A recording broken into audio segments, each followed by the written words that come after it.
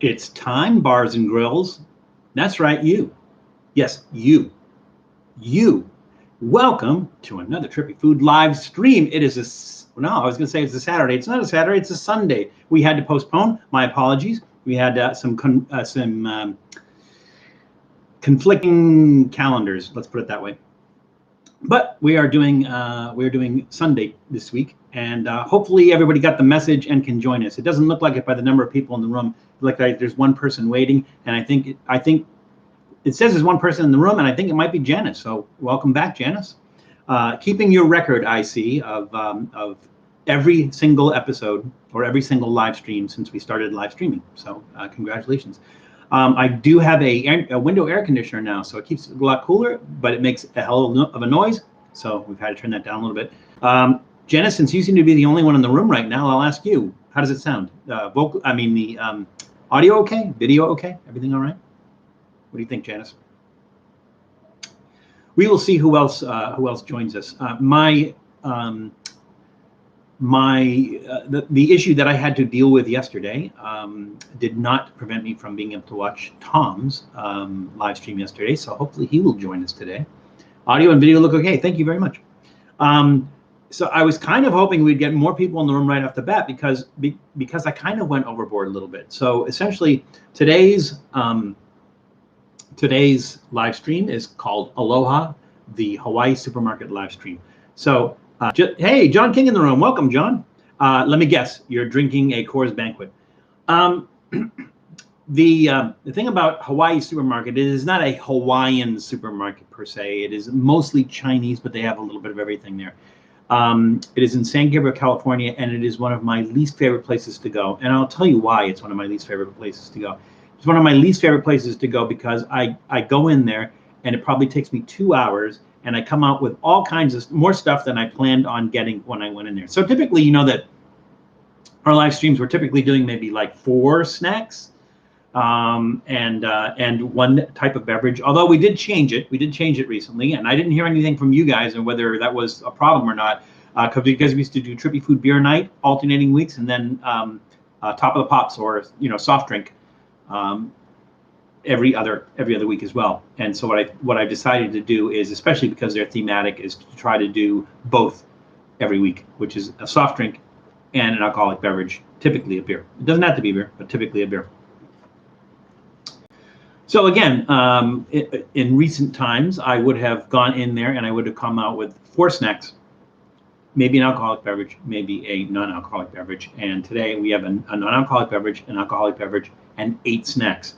Because I have no self-control when I'm in Hawaii supermarket. It's just, it's like my version of the food Disneyland is, to me, is what it is. So I will tell you guys that in addition to the snacks that we have here, I saw a lot of interesting and fun stuff as well. And so I posted those pictures to Instagram, which also posts them to Facebook. So if you guys get a chance and you want to see some of the other stuff that we saw or experienced at Hawaii Supermarket, by all means, check out the Instagram page, check out the Facebook page, and they're both there. Again, it is not a Hawaiian supermarket, but it's called Hawaii Supermarket. I don't know. I don't know either. I'm sure they have Hawaii stuff as well. Coors Banquet is the correct answer. Apparently, it's always the correct answer. Hey, Tom is in the room now. Welcome, Tom. Good to see you again on an off day. So we'll see. I don't want to start too late because we have a lot of stuff to get through. I don't think we're going to do a recap. I think we'll just start digging into everything because we have twice as many snacks as we typically do. It sounds like, yes, it is. It is the Prince of Dogness himself, Doodle. Doodle has joined us. Hello, Doodle. Yes, I do have snacks for you. So as soon as he's begging. All right, so Doodle, you can have a snack, and we'll give you another one in a little bit. Late for Work is in the room. Welcome, Late for Work and Stoner Kitchen. So now it's a party. It's becoming a party. I will pick Doodle up once there's more people in the room because I'd hate to I would hate to have people miss Doodle me. So he's kind of begging down here. We'll see. Usually his shtick is to take this, put it in his mouth, run out of the room, then come back later for some more. But we'll see. He might decide to eat here. And I have his Trader Joe's smoked chicken tenders, which is just chicken. Let's see, ingredients. Deboned chicken. You have to bone it before you debone it. Yeah, so all it is chicken. It's good for him. He likes it, and no, he's in his little bed over there eating it. So it did not chase him off. Let's see. No, same people in the room. This says 4, but I'm counting 5. Let's see. We got Janice. We got John King. We got Tom. We got Late for Work, and we got Stoner Kitchen. That's 5, right? Did I count that right? I think I counted that right. That's 5.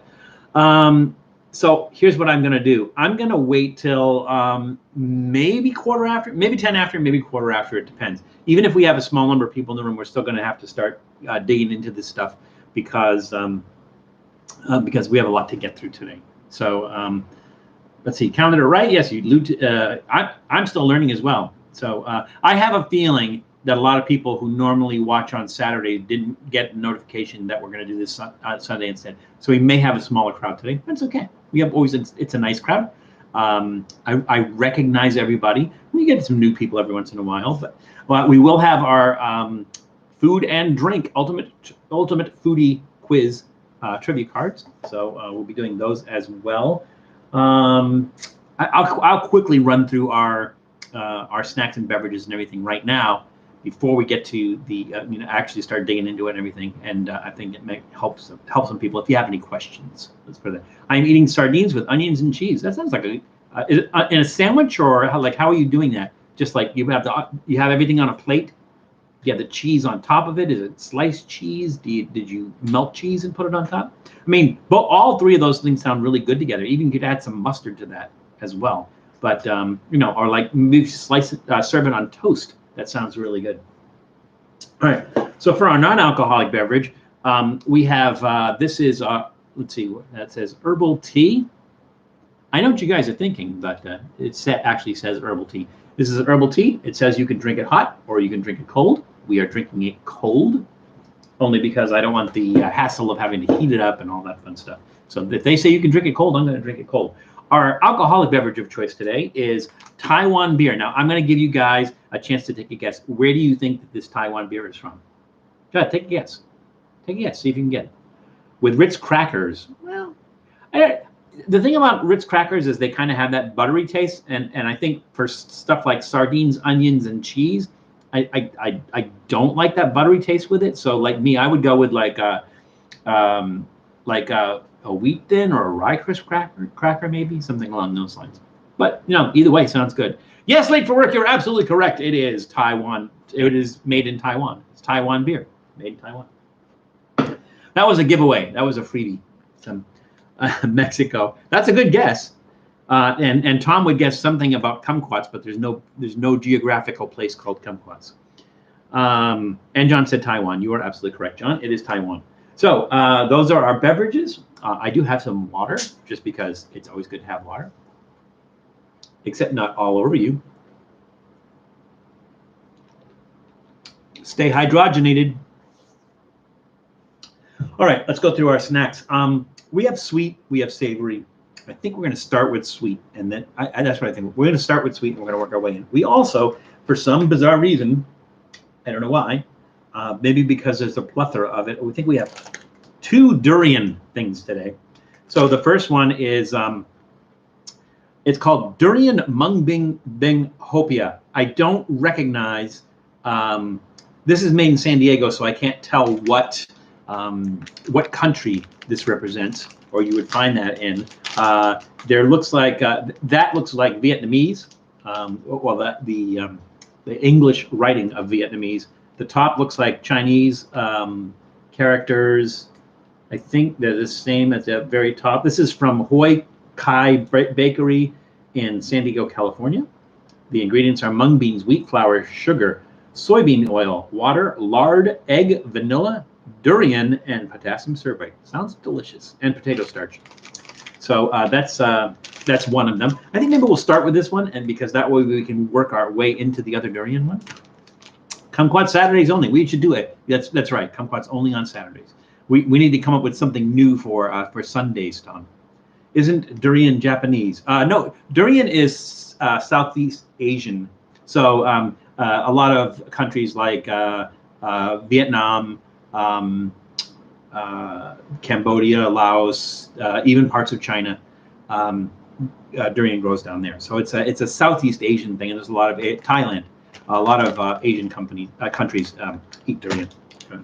It's the king of fruits. All right, number 2 on our hit parade is the company is called Essential Nuts and Candy Company. They are from Northridge, California, and this is a special mixed nuts mooncake. Now, I think we've done episodes where we've done mooncakes. Then we did a durian mooncake, which was a separate episode.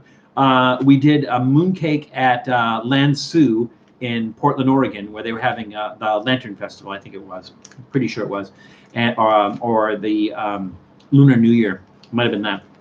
But we were there, and in the little cafe, we had some tea and a mooncake. I don't remember what kind it was, but this is a mixed nuts mooncake. And there's little check boxes for 1 egg yolk or 2 egg yolks. And you always know the best mooncakes are the ones that have 4 egg yolks in it, duck egg yolks. So neither one is checked off on here. Maybe there's no egg yolks in here at all. We'll find out when we open it up. Staying with the last one that looks sweet is this Durian Mochi. Hopefully I said that right. I always forget which way to say it. Janice, Mochi, is that right? Janice is always correcting me, but I deserve it. This is Durian Mochi. The company is, I don't know what the company is. There is no English writing that says what the company is. It is distributed, this is manufactured for and distributed by Takayama International, product of PRC. So it is a product of the People's Republic of China. Durian Mochi. Then we're going to start getting into our savory and spicy stuff. And I think to work our way in, I think we'll go with these. These are Lays. They look to be, let's see, which Lays are these? Product of China. Lays, product of China. And these are Mexican chicken tomato flavor.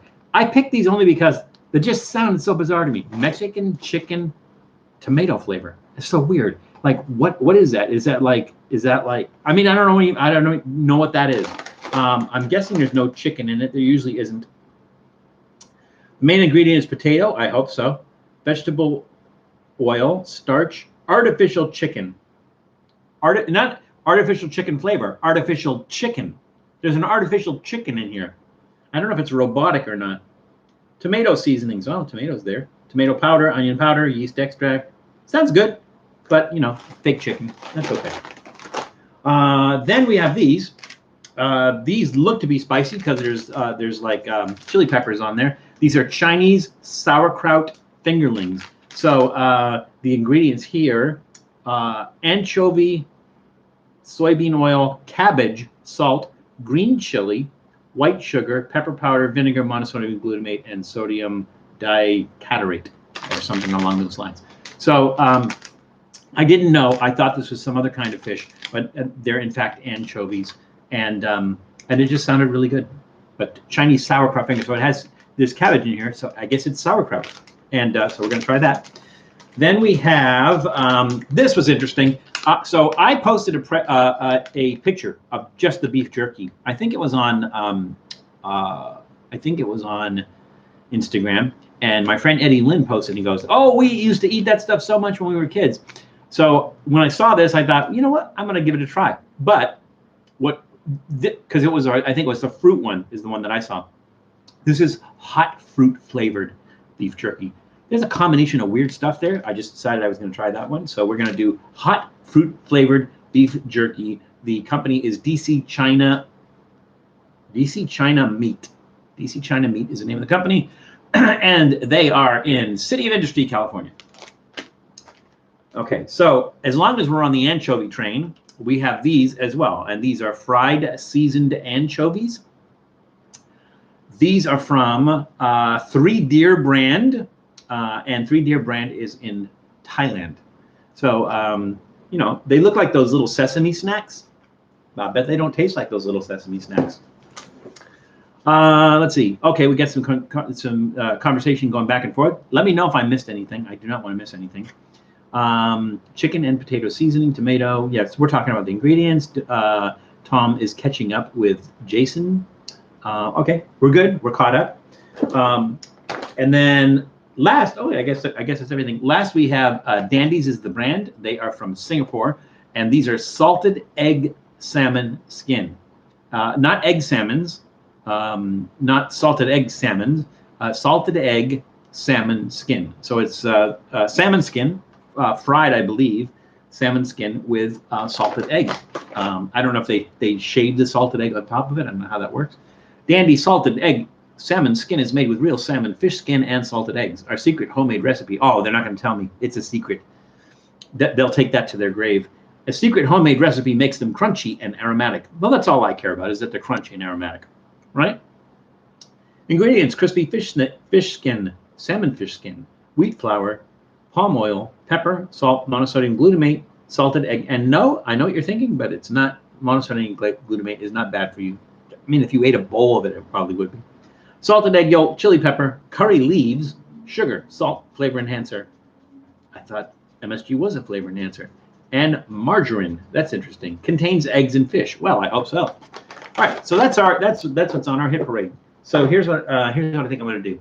I think I'm going to open up. We're going to start with the iced tea. So we'll start with the beverage because we have eight snacks. Start with the beverage, 4 snacks. Open the beer. Throw the other 4 snacks. Sound good with you guys? What do you think? Yeah, late for work. It is an interesting lineup. The thing is, like I said, typically we'll do about 4 or 5 snacks, but I really get carried away when I go to Hawaii Supermarket and I just start, eating everything. So we are at 1:16 p.m. We really need to get cracking. We have 5 people in the room. That's okay. It's a nice 5 people. The other people, they didn't get the invitation so much. So let's start with, I'm gonna let's see, because all 3 of our sweet things, we got 2 durian ones. We'll start with the durian one. So I'm going to start with our durian mung bean hopia. I hope I'm saying that correct. Somebody please let me know. And again, because there's Chinese writing and there's also Vietnamese writing in here, I don't know which country you would eat hopia in. So I don't even know if I'm pronouncing that right. So we're going to go ahead and open this up. Not cooking up some turtle. No, Stoner. So apparently you did see those pictures on Instagram and Facebook. So they sell live turtle. And when you buy the turtle, if you want, they will butcher it for you. There we go. Unfortunately, because, I don't know why, because the piece of the top came off, and so you can't tell what that's supposed to say. I'd have to use like Google Translate to know what that said. Anyways, it doesn't have a strong durian smell. It does have durian in it. It just doesn't have a strong durian smell. So let us. I lied. I mean, everything's off. I didn't read a card. I was going to open a beverage first. Here's what I'm going to do. I'm going to put this aside. You're going to have to just pretend I didn't open it, okay? Let's read a card. Let's open up the iced tea first. Well, not iced tea. It's iced tea when I'm drinking it, but it doesn't have to be. You guys, keep me in check here. I hope we didn't lose it. We didn't lose connection, right? You guys can still hear me and see me? Yes? No? Yes? No? Yes? No? Anybody? Bueller? Bueller? Ah, yes, there's a yes. Okay. So let's read our first card. And our first question is, what is the generic name for Taylor ham? Once again, what is the generic name for Taylor ham? So that goes back here. We have a little Bunsen burner here. We'll put it on top of the Bunsen burner and turn that down way low because that's going to be really, really hot. And let's open up our beverage. So again, this is Wong Lo Kat herbal tea, and it is from Malaysia.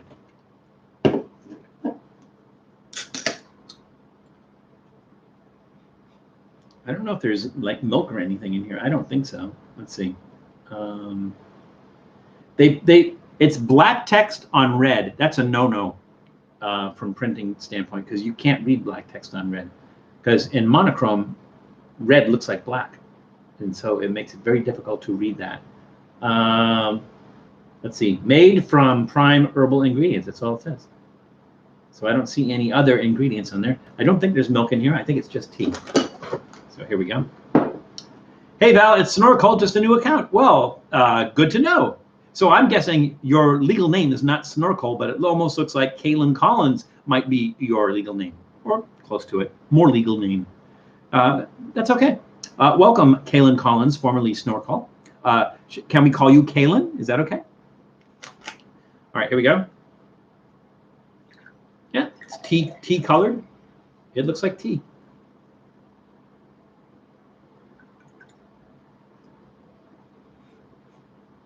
No smell. You know, sometimes it has that smell. It doesn't. Oh, I'm not also smelling sugar in it, so I think I'm guessing it's not going to be really sweet.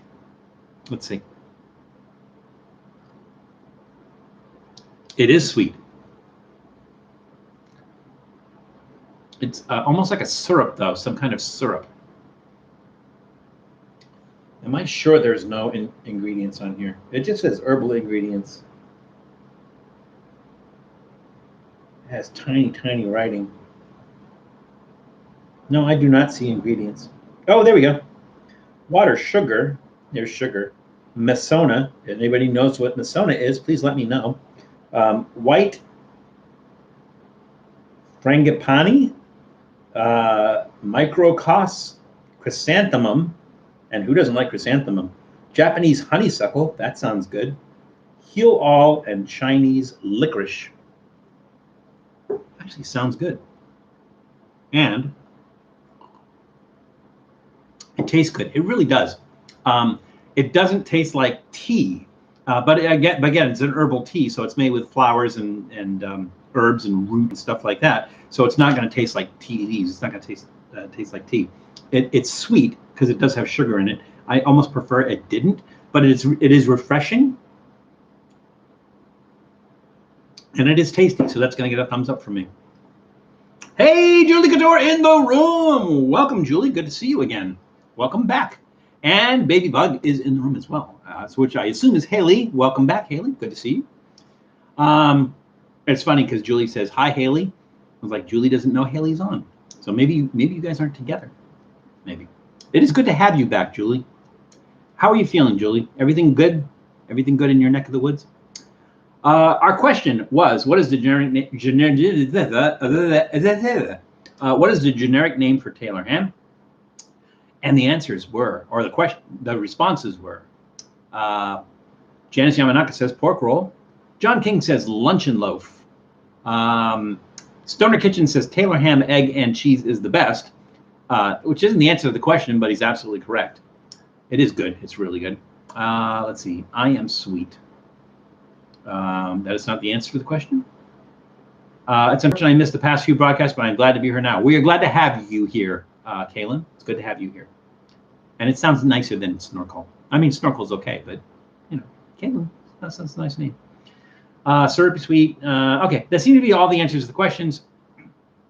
Janice Yamanaka, as usual, is absolutely correct. It is pork roll. Luncheon loaf is more like, let me see if I can get this here. And yes, Tom, someday I am going to eat this. That's what luncheon loaf is. This is like a spam kind of thing, is like a luncheon loaf. Whereas Taylor ham is more like, well, it's more like a lunch meat, like a roll of lunch meat that you slice and fry up. Usually fry up. I suppose you could eat it. I think it's already cooked. I think you could eat it, just slice it and eat it. But most people fry it. So that is that. We're going to take the card. We're going to put that back in the deck. And we are going to go to our first snack and pretend that we haven't already opened it. And our first snack again was Durian Mung Bean Hopia from Huy Ky Bakery in San Diego, California. And again, we still have not decided from what country they would eat Hopia, or what Hopia is. I imagine it's some sort of cake. It looks like it's not really a moon cake. It has like a skin on it because you can see it's peeling off. Maybe you can't see that peeling off in some places. But I'm going to go ahead and cut a slice of this out. I had a knife. Oh, here it is. We'll just cut a piece of this right down the middle. Nice cross section. There we go. Look at all that yummy durian. So good and so good for you. Oh, by the way, little heads up, tomorrow Monday, we will have two mints in one, two different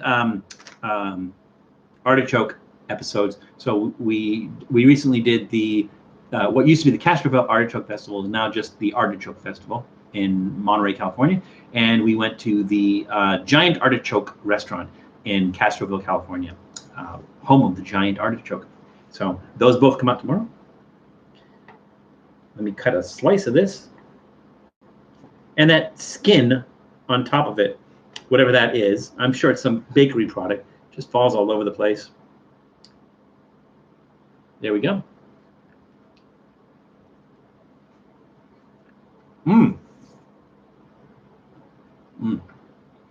Lots of durian flavor, which is good if you like durian, and I do.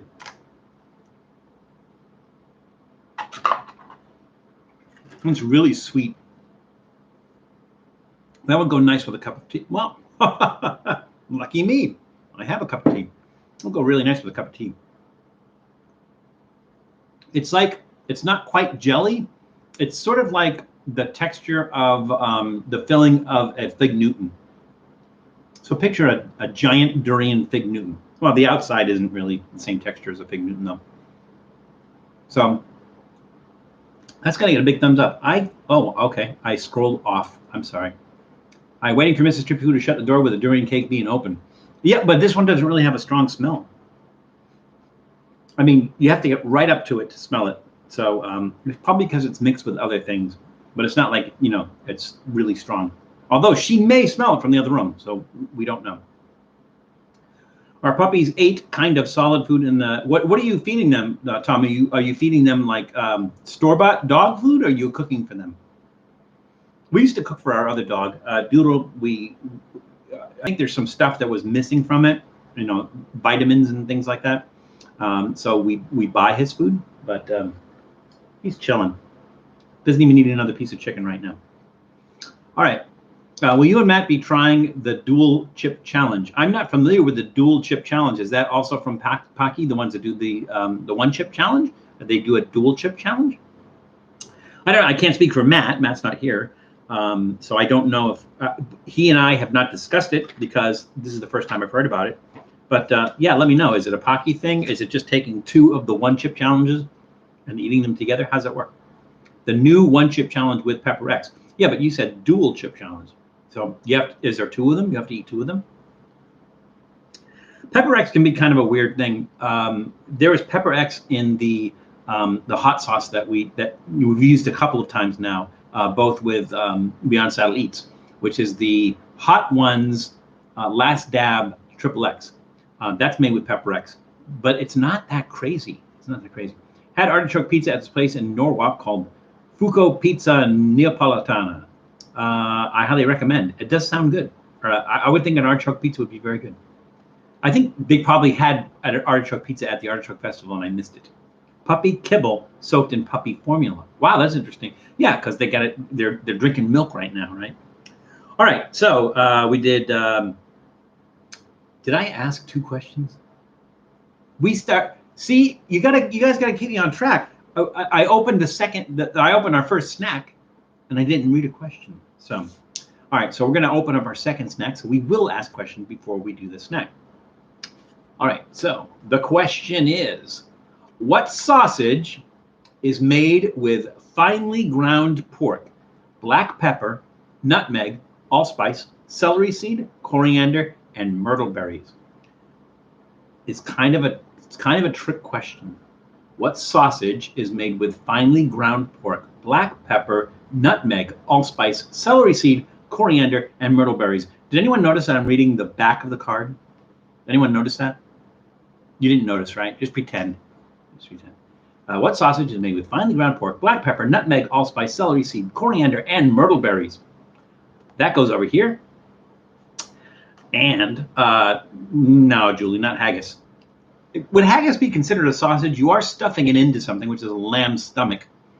But the lamb's stomach essentially acts like a sausage casing. So I don't know. Would haggis qualify as a sausage? I don't know. Mr. Hand, is Mr. Spokoli going to pass the semester? I don't know. All right, so we're going to now eat our Essential Nuts and Candy Company. Top Com Trong 2 special mixed nuts mooncake with or without salted duck egg yolks in it. We don't know. And I know I asked that question. I asked a question, so we're good. And no durian in this one. It's 100% a sausage. It is a sausage. Yeah, it is a sausage. I would think so. There. For those who have not seen a mooncake up close, they usually have something stamped on the top of it. I'm not sure if that's the manufacturer that they stamp on the top of it, or something for good luck, whatever. But that is a mooncake.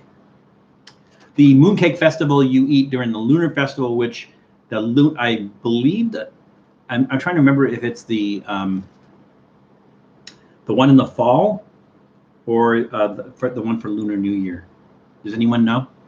Does anyone know when you typically eat mooncakes? It's a certain time of year. It's either for the mid, what I think they call the Mid-Autumn Festival, or the Lunar New Year. One of those two things. They eat mooncakes, but I can't remember which one it is. So but you guys know that. I mean, that's my trivia question. Dual challenge because you're dueling your opponent. It's supposed to be harder than the regular one chip. Well, they have to step it up every. They have to step it up every once in a while. Because otherwise people go, I already did it, why would I do it again? So they have to constantly change it. It is supposed to be hotter. We're having Italian family dinner at the chateau in Andover tonight. Chicks piccata, I love it. Oh, sounds good. I've never eaten at the chateau. Where in Andover is it? All right, let me cut this mooncake. Let's see, we're at 1:30, have an hour and a half.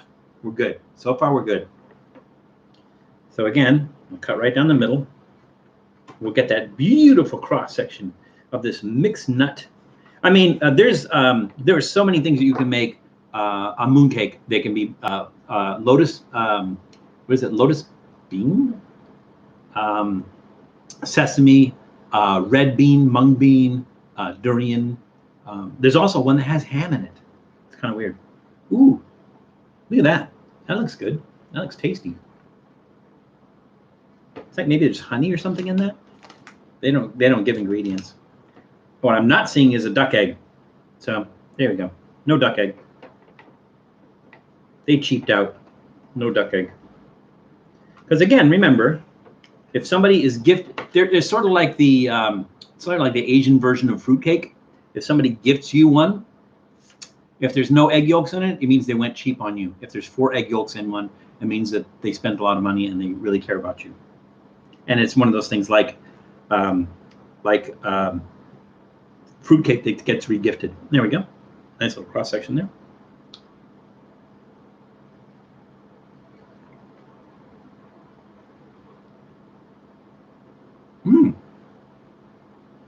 It tastes like the filling that holds everything together. Tastes like a pecan pie or a pecan pie, depending where you're from. I remember when I first moved to Texas, and they called it a pecan. And they go, pecan is something that you urinate in. Pecan. Hey, Amy Cake in the room. They have a fruit and nut mooncake too. They have a lot of different kinds of mooncakes. I like mooncakes though. They're typically eating during the Mid-Autumn Festival. Oh, okay, thank you, Amy. That's what I thought. I couldn't remember whether it was the Mid-Autumn Festival or the Lunar New Year. So thank you for that. I've had many shares of that. This is really nice. It's not, it's sort of like a filling is sort of like the filling in the pecan pie, but not as sweet, not as much sugar. And like it said, mixed nuts.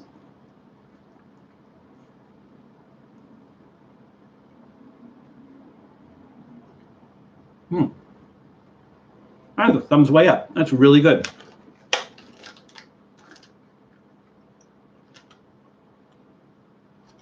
So far, I haven't met a mooncake I didn't like. All right, so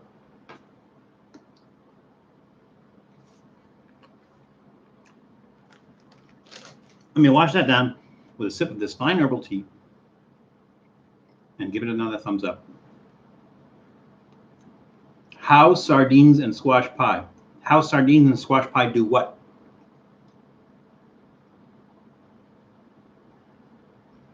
Sardines and squash pie. How sardines and squash pie do what?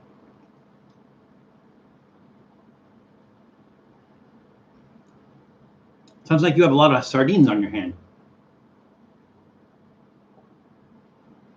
That's tasty. I like that. All right, both really good. Let's go back to our question. Our question was, what sausage is made with finely ground pork, black pepper, nutmeg, allspice, celery seed, coriander, and myrtle berries? The responses were, let's see. Julie said white pudding and haggis. They're wrong, but those are really good. John said chorizo. Janice Yamanaka said mortadella. Let's see. Do we have other answers here? That might be it. I think that is. I think that's it. I don't know if there were any other answers. Janice, you are partially right. So the correct answer is bologna. And there is really the only difference between bologna and mortadella is that the mortadella usually has big chunks of pork fat, like a little square chunks of pork fat in it, and also can sometimes have pistachio in it as well. But take those away and you have bologna, and so you're partially right. You know, pick those pieces of fat out there. Pick the pistachios out, and you have bologna. Let's see. Hey, Jesse Torres in the room. Welcome, Jesse. Good to see you again. How about sardines and squash pie? Sure, that sounds like it would work. You know, it's not too crazy. How is bologna a sausage?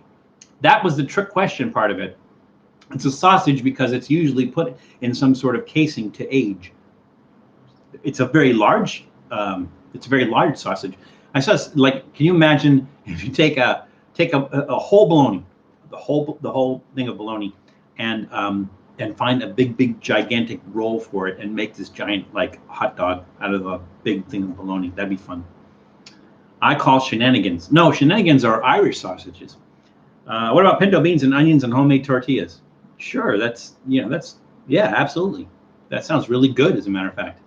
Maybe throw some meat in there too.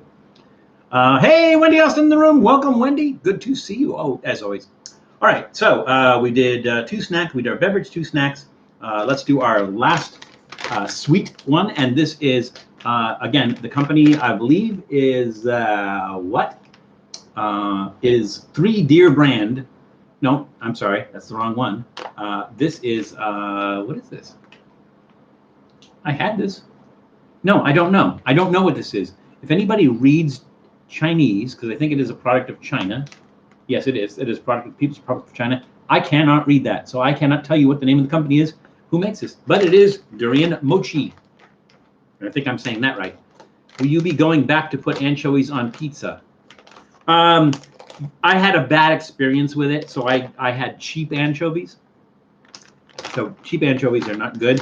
I would get the expensive or the better anchovy. Oh, look, individually wrapped. That's nice. That's a blessing for Mrs. Trippy Food, because I'm sure once I open this up, we're going to smell durian. And then we'll close this up. Here we go. And open the pack. I didn't ask a question. Guys, thank you. Janice just asked. Okay. Thank you, Janice, for keeping me honest. The question is, how do you make an Arnold Palmer? And the correct answer is not. You get Arnold Palmer's parents together. How do you make an Arnold Palmer? That goes in the back. There, we let that simmer for a little bit. And in the meantime, we open our Durian Mochi. Right, Janice? Mochi? I don't know why I keep saying that wrong. So I always question myself, even if I'm saying it right. I don't know if I'm saying it right. So, mochi, right?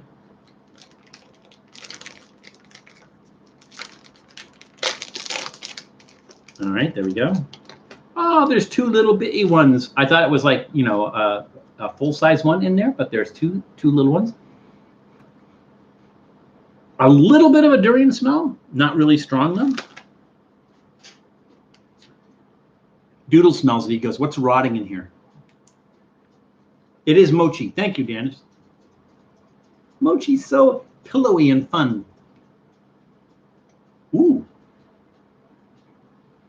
That's really soft. Oh my God. Oh. So, wow, that is hardcore durian flavor.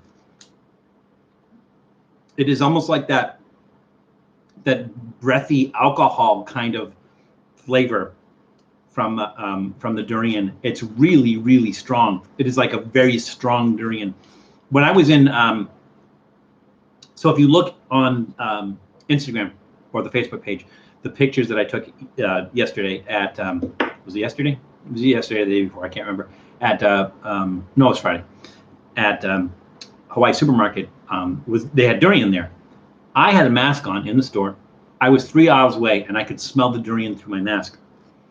So this is that same kind of, like, you don't get the smell so much from this. Well, let's see, let's bite it open and see. No, even biting it open, you don't get the smell, but you definitely get the taste. The taste really comes at you. Wow. And I like that texture. That texture is fun. It's not like firm gummy bear texture, but it's also not like jelly, like soft like jelly. Somewhere in between there. Really nice. Thumbs up. The price of Dogmas has left the building. Well, he'll be back. He knows where his snacks are. Give a golf club to a man named Arnold. That's all right. The worst part of durian is the durian burps. Yeah, so like for something like this that I just ate, I'm like, hey, nice flavor. It's really nice. I won't think about it. Now, maybe in a half an hour or so, I'll burp and I'll be like, oh my God, what the hell is that? Okay, so the question was, this time I'm going to read it the right way. The question was, why did that scroll down? Oh, I lost that for some reason. All right, question was, how do you make an Arnold Palmer? And the answers were extra salty, fuzzy tuna. I don't think that was the answer to the question. So Julie says iced tea plus lemon. Wendy Austin says half lemonade and half tea. Janice Yamanaka says has half iced tea and half lemonade. Stoner Kitchen said Arnold Palmers are my favorite. Amy Cakey says Arnold Palmer, the one from Chick-fil-A is so good. Jesse Torres says give a golf club to a man named Arnold. I think that was it. That was it. You were all correct. That was an easy one. That was a fun one. So our Arnold Palmer is in fact half lemonade and half iced tea. Now I will tell you a funny story about Arnold Palmer. Let me try that again in English. I'll tell you a funny story about Arnold. Why can't I say Arnold? Arnold Palmer. There we go. Got that one out. Tell you a funny story about Arnold Palmer, aka the drink. So I was in Manhattan Beach. I was living in Austin, Texas at the time. The company I worked for, I had to travel to Manhattan Beach to do some work, and I was meeting the person, another one of the technical people. And so we went to this restaurant in Manhattan Beach, and so he asked for she asked him what he wanted to drink, and he said, "I'll have an Arnold Palmer." And nobody blinked. This was probably maybe early 2000. Nobody blinked. So I said to him, "What's an Arnold Palmer?" And he said, "Oh, it's half lemonade and half iced tea." I'm like, "Oh, okay." So she asked me, she says, well, "What can I get for you?" And I said, "I'll have a Juan Valdez." And she says, "What's a Juan Valdez?" And I said, "I'll have a cup of coffee, please." So that's my funny story, and I'm sticking to it. Robert Guillen in the room. Hey, one of my favorite food reviewers. Who? Which one? Welcome, Robert. Always good to see you. Have not seen you in a while, but you are always welcome here. How many languages do I know? Just barely English, apparently. I do know some Spanish, barely conversational. See, he's back. The Prince of Dogmas is back. He knows there's food here. Somewhat conversational in Spanish, but very, very remedial. I understand more than I can speak it. I can read some of it. I couldn't write it, but yeah, that's pretty much it. So I'd like to learn Italian though. Get back to my Italian roots and learn Italian as well, and learn Spanish better as well. But yeah, for me, really just English. All right, so we did 3 snacks. Let's see, we'll do our 4th snack, and then we'll open up our beer. So, Doodle, pace yourself. Oh, come on. Let's meet everybody, Doodle. Come on. Let's meet everybody. Here we go. It's Doodle, the Prince of Dogness. Hi, Doodle. How you doing? How you doing? You doing okay? Yeah? Look out there. Look out there, Doodle. Out there. No? You're pretty chill today. All right. You want a Scooby snack? How about a chicken tender? Who did I miss? Can you explain the Juan Valdez? The Juan Valdez. Well, Juan Valdez is a fictional character, but he represents Colombian coffee growers. So back in the 70s, maybe the 80s, they used to have these commercials where they had this guy with a hat, and he had his donkey or burro or mule or whatever it was, and he was out in the coffee fields picking. And Juan Valdez picks the finest Colombian coffee every day for you, whatever. And so like I said, Juan Valdez was the representative of Colombian Coffee Growers Association. In more recent times, Colombia actually has a brand of coffee called Juan Valdez. It's not good. How can you mess that up? How can you have a fictional character who represents Colombian coffee growers and then name a coffee at him and it's not good? But that's the case. So Juan Valdez, I just said because the whole Arnold Palmer thing. Juan Valdez was a person, although fictional, and I asked for a Juan Valdez, and she says, "What is that?" And I said, "A cup of coffee." So Juan Valdez coffee. Does that make sense, Jesse? Does that clear it up, sort of, or does it make it worse? Here, Doodle. Here you go. See you soon. No, one time getting sick on that woof. Or getting sick on what? Oh, durian liquor. Yeah, no, Stoner, bad idea, durian liquor. And the reason is because there is some sort of, I don't know if it's an enzyme or something that's in durian that somehow doesn't allow your body to process alcohol properly. So they say that you should not have alcoholic beverages with durian at all whatsoever. It can be dangerous. So somebody does not need to make a durian liquor. Or the reason they have not made a durian liquor is because it's dangerous to do so. Yes, Juliet, it was a dad joke. Getting sick off durian liquor and you would not want to drink it ever again. Well, you might not be able to drink it ever again because it might kill you. How about pinto beans and potato soda? Why would you just not do pinto bean soda or potato soda? Why get that crazy? Those are two things that would, on a plate, that might go okay, but why would you put the two of those things in a soda? I would just go with potato soda and or pinto bean soda. That's just me, though. Looks like there is durian whiskey after a quick Google search. Wow, that's weird. Unless they do something to the durian to negate that, whatever that thing is in it, but that's okay. Let's see, artificially flavored, maybe. Never mind the durian beer, or unless it's completely artificial. Could be, it could be artificial. Like the Fruit Loops vodka. You mean like by taking Fruit Loops and putting a bottle and soaking them in a bottle of vodka and then drinking it? That? All right, so we did 3 snacks, right? We're on our 4th snack. Let's read another card. And the question is, what has more milk, a latte or a cappuccino? Again, the question, what has more milk, a latte or a cappuccino? That one should be relatively easy. That goes back there on whatever is creating heat over there. Maybe it's the window being open. And we are now going to dig into our Chinese Lay's Mexican chicken tomato flavor. Here's the thing. I don't know what Mexican chicken tomato is. It's not a dish. I don't know why it's a Mexican chicken tomato. And it's a fake chicken flavor. So like why? Why even bother? But let's find out. So again, it's seasoned. We're going to open the bottom. It's not whiskey made with durian, just flavored. Oh, okay, that makes sense. Yeah, because you don't want to use durian for anything involving alcohol. It would be dangerous. It would be bad. Don't cross the streams. These streams are a space of comfort for me. Oh, well, Abbott, I appreciate it. We haven't seen you in a while, but welcome back, Abbott. You're always welcome here. And it's nice to see you on this Sunday, as opposed to on a Saturday.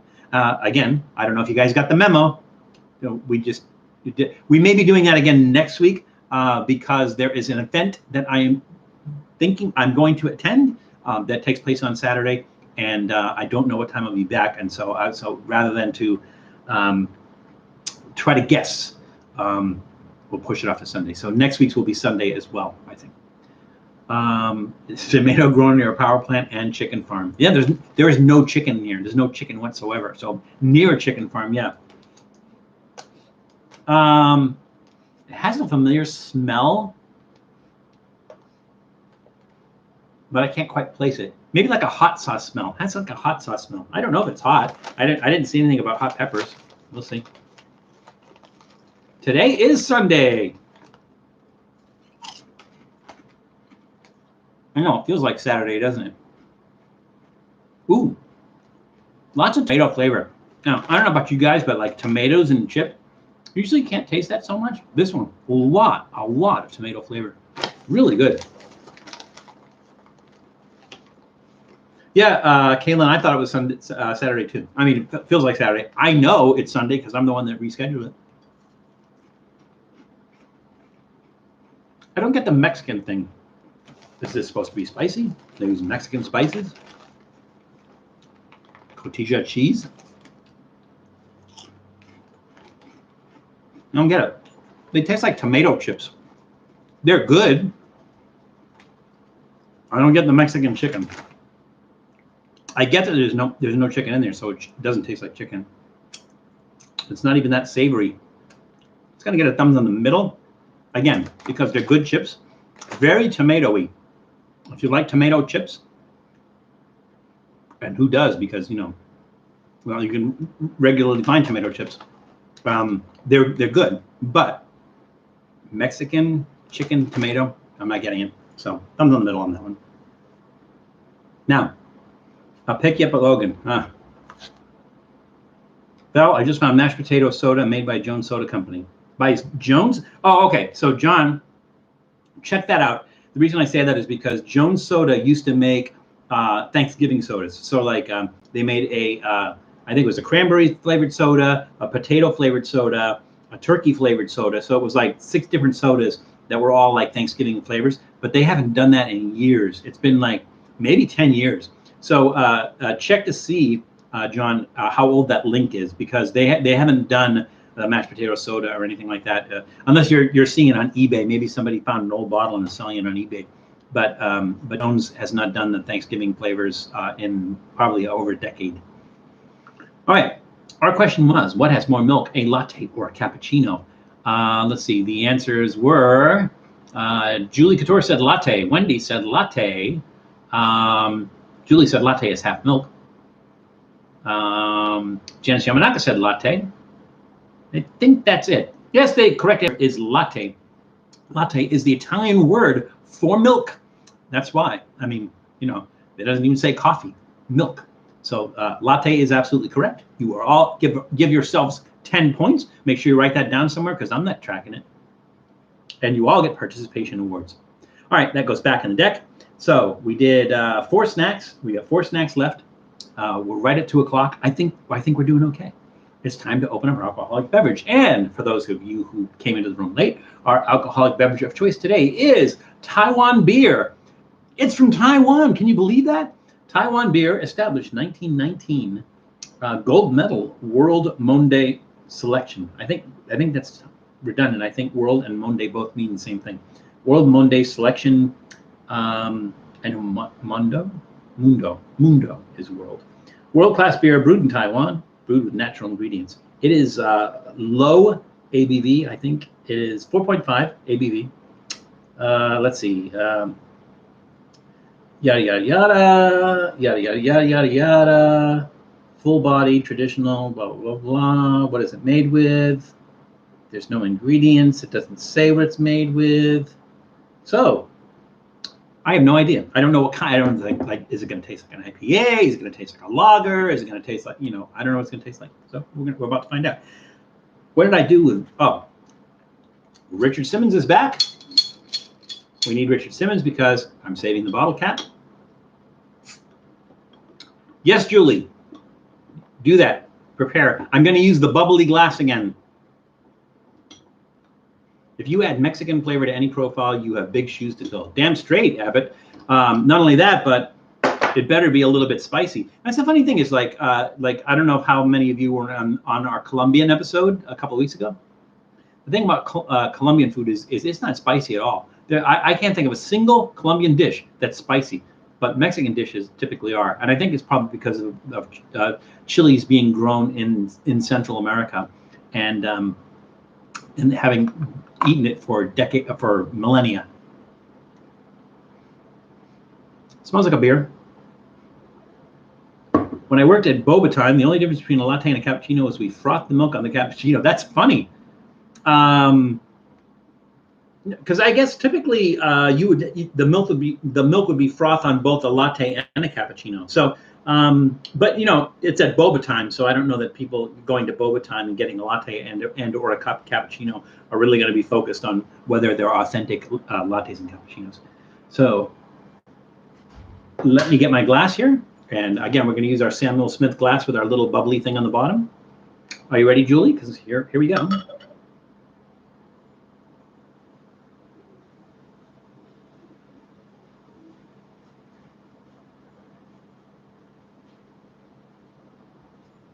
So far, so good, but we're going to have that beer tornado happening here in a second, and that head's going to grow considerably larger. So I won't fill it all the way up, just to give it room to. There we go. Oh, look at that! Look at that! Here's our beer tornado. 10 out of 10. Nice. And we get a beer tornado. All right, here we go. Did I ask another question? You guys, help me out here. Did I ask a question? I know I just answered the latte question, but I don't think I asked another question before we opened that bottle. Did we? Yes? No? Yes? No? Anybody? I don't think we did. All right. No, we did. I did not. Okay, I will ask it now, and we'll answer it in the end. We'll just pretend. We'll edit the video, and we'll put the question at the beginning. So the question is, and Julie, you cannot answer this question. You are not allowed to answer this question, Julie. The question is, what is the New England name for chocolate sprinkles? Again, what is the New England name for chocolate sprinkles? Specifically chocolate sprinkles. So what is the New England name for chocolate sprinkles? You'll only hear them called this in New England. And there we go. I just dropped my phone and cracked my screen. I'm sad. I'm sad for you. That sucks. I hate that. And they're so expensive to fix too. That sucks. Oh man. Damn it. Very light smell. Like sometimes you smell a beer and it smells like used beer. Like in other words, it smells like when you walk into a men's room and you go, oh, Budweiser. It's not like that at all. So it doesn't have that kind of skunky domestic beer smell.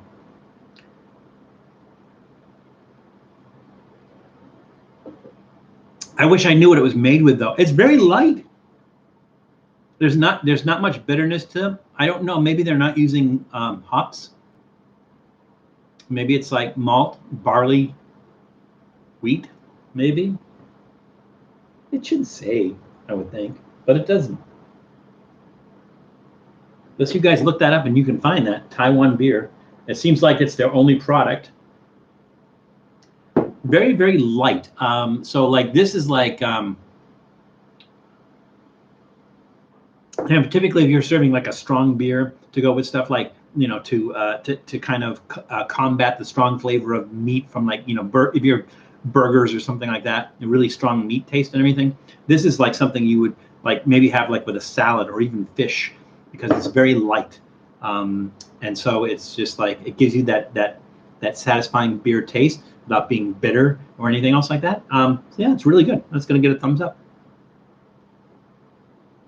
PBB Fire God in the room once again. I've not seen you for a while. Welcome back to the room. Always good to see you. Happy Sunday to you. Glad you could join us.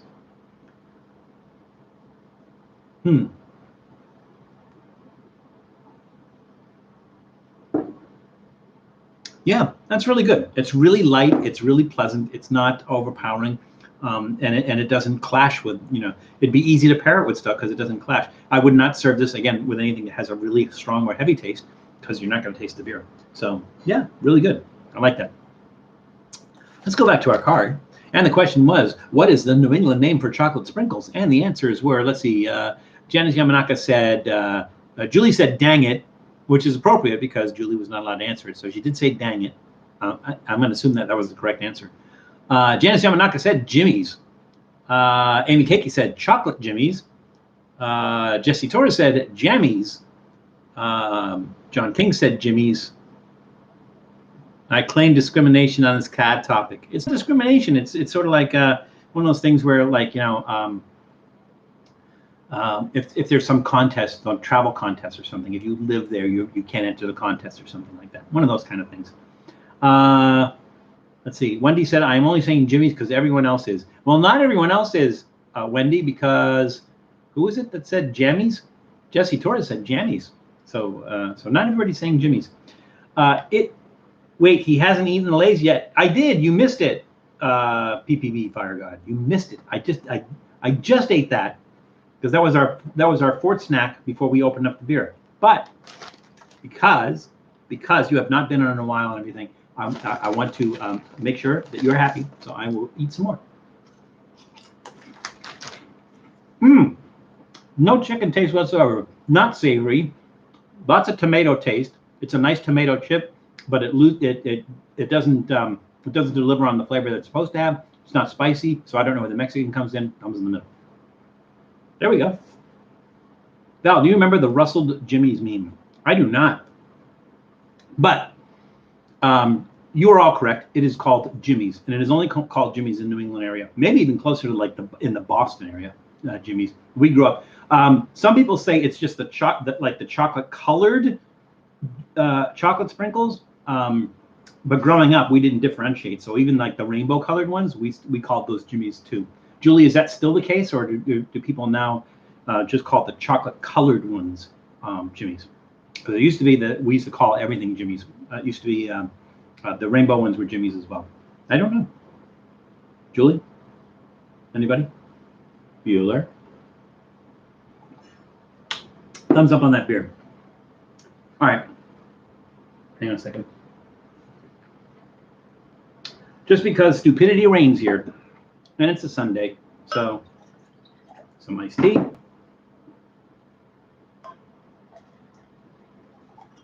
Some beer.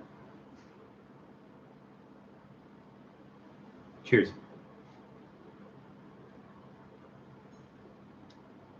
Well, that's certainly sweeter. It's got a cool, refreshing taste to it. But then it has that taste like beer that it's not supposed to have. It feels like this beverage should not have a beer taste. It has beer taste because we put beer in it.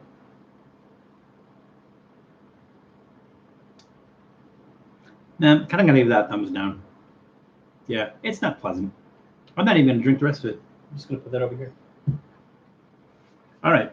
You say sprinkles and the ice cream kids repeat Jimmy's back to you. Really? Oh, okay. Rainbow Jimmy's, chocolate Jimmy's. Oh, right. Yeah, Jimmy's. They're all Jimmy's. Sprinkles are Jimmy's, right? Yeah. So you say sprinkles, they say Jimmy's, which is like everything, right? Because somebody said it's only the chocolate one, the chocolate colored ones. And I know that's not true. All right, so everybody got it right. Another 10 points for you, which brings your total up to, I don't know, because I'm not keeping track of it. So we did beverage, snack, beverage, time for another snack. And now we're into our savory, spicy, salty, and hot. I think I'm going to leave, this is hot fruit flavored. That's weird, it's somewhere in between. I might do that one last, only because if it's hot, you know, it might get rid of everything. Let's do the salted egg salmon skin mix. Okay, so again, it's Dandy's brand from Singapore, salted egg salmon skin. So it's a fried salmon skin with salted egg. What kind of egg did they say? It just says salted egg yolk. It does not say what kind of egg. Now, a lot of these are duck egg, but I don't know. Like the hot salty tamarind candy, maybe. All right, so. Card. See, I remembered this time. Thank you, Janice. We're like, you know, it's like the great Karnak. Salmon skin yummy. I love salmon though. We'll find out, PPV Fire God. Some of them are good, some not. We'll find out. The question is, what is the oldest donut chain? Once again, the question, what is the oldest donut chain That goes over here, close to the burner. The stove's still hot. It doesn't matter. And let's open up our Dandy's brand salted egg salmon skin. This has that nice, should have that nice little tear in it. I don't see it. To make it easier for opening. Oh, yeah, and this does have our California Proposition 65 warning telling that something in this bag or on this bag is going to cause cancer. Well, isn't this fun? It looks like it has a resealable thing, but it looks farther down. So I think we're going to have to get out the scissors. Tom, have you had spud nuts? Because they used to be a big thing, spud nuts. And then they kind of went by the wayside. And I think there's maybe only 1 or 2 left. But spud nuts were donuts made with potato flour. So they're actually potato donuts. That didn't help at all whatsoever. So here's the little tab thing, right? Little tab thing. That's clever. No, it doesn't open that way. Let's see. Maybe. There's a spud nuts and oxnard. There's one close by here, somewhere in the valley, I think. There's one, because a long time ago I ate it. I went up there just to see what it's all about. They're actually pretty good. But I think most of them are gone. All right, that opened that, and it is not resealable. I don't know why it has that thing. It looks like it's resealable, but it's not. Ooh, that is a kind of an oceany smell.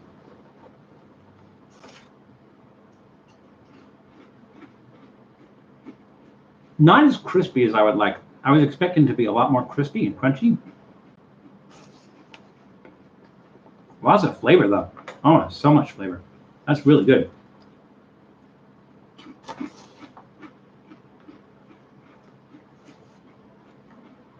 My favorite donut place in Burbank, North Hollywood is the Donut Hut. Where is the Donut Hut, Stoner? There was one by me in Canoga Park. Not sure if it's still there. Yeah, they disappeared a lot. These are really good. There's some sweetness to it. I wonder if they put sugar in here. They do put sugar in here. Why? It's fish skin. There's pepper. There's salt. There's egg yolk. There's chili pepper. There's curry leaves. Why put sugar in here? Doesn't make any sense. It really has an eggy taste. And it doesn't have that kind of skanky fish taste. One of those low tide kind of tastes. Really good. Value should eat pizza for 24 hours.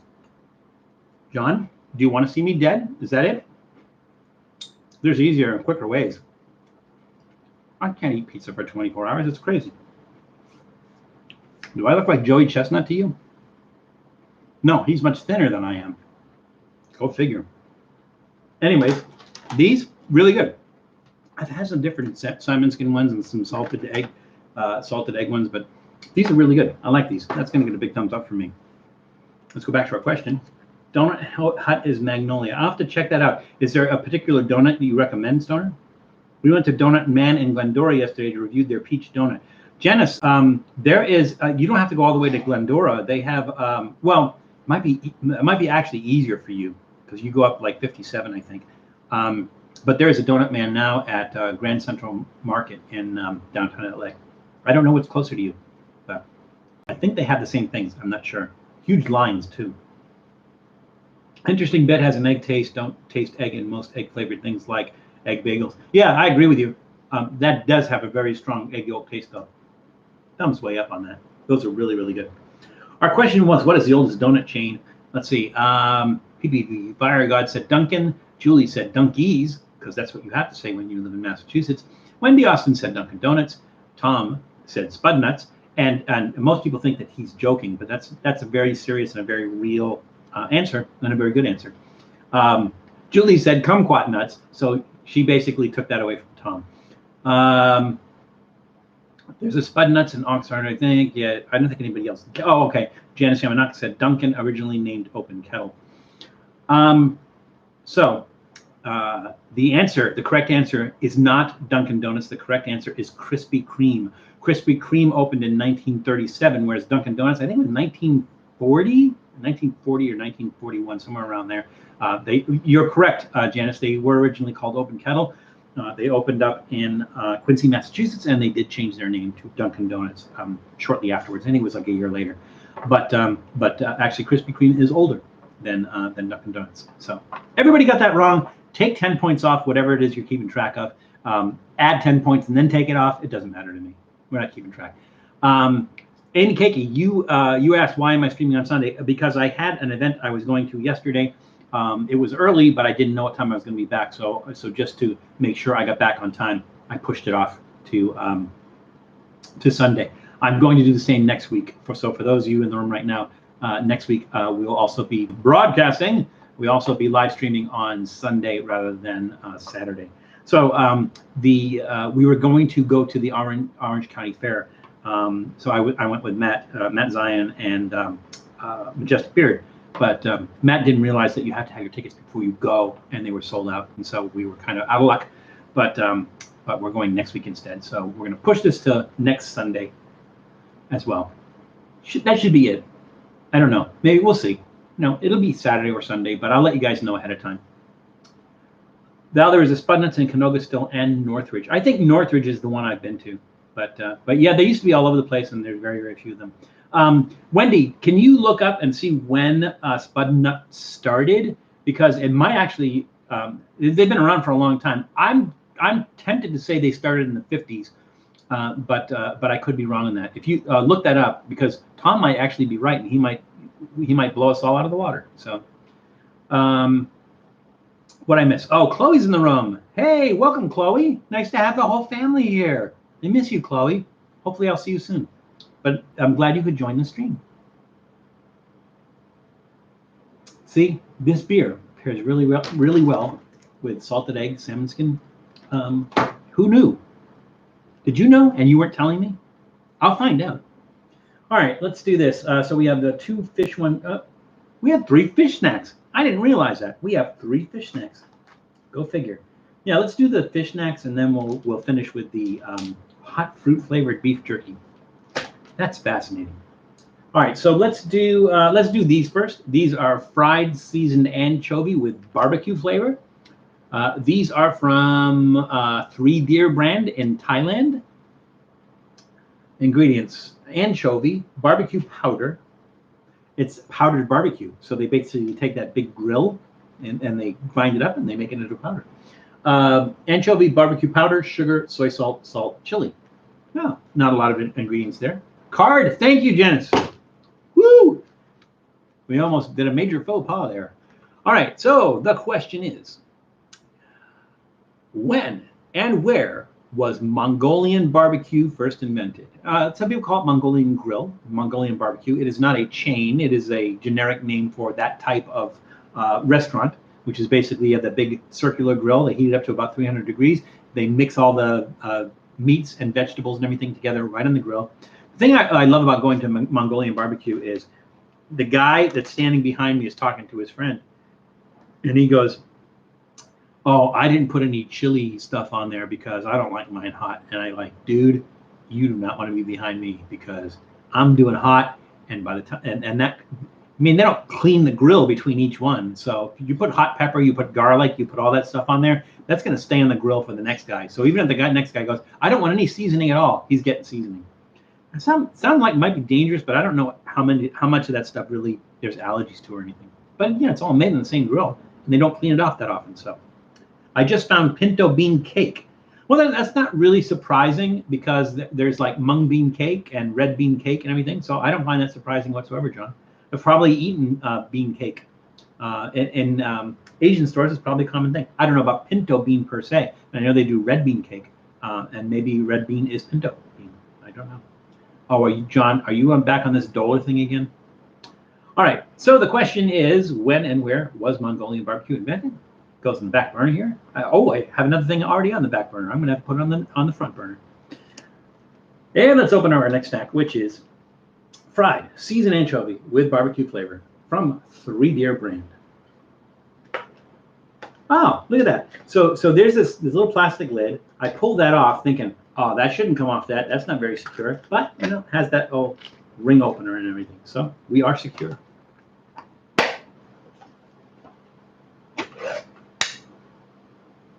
This smells like dead fish. You know what it smells like? It smells like fish food. Have you guys ever smelled fish food? You know what smell that fish food has? Because fish food is made from dead fish. Those little cannibalistic bastards. All right. Here we go. Let's see. Yeah, there's a sweet spot. They almost look like little bugs or little crustaceans or something. Ooh, that's crunchy and sweet. They put a lot of sugar in there. Who puts sugar on fish stuff? That's chewy. So it's crunchy, initially. Ooh, that has a nice spice to it too. Going to have to gargle some peroxide after today's stream. I think so, Stoner.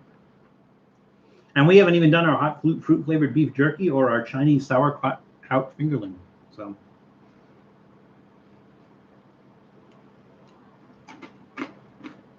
Now, have you ever got the mixed nuts or the coated nuts that they sell in some Asian stores?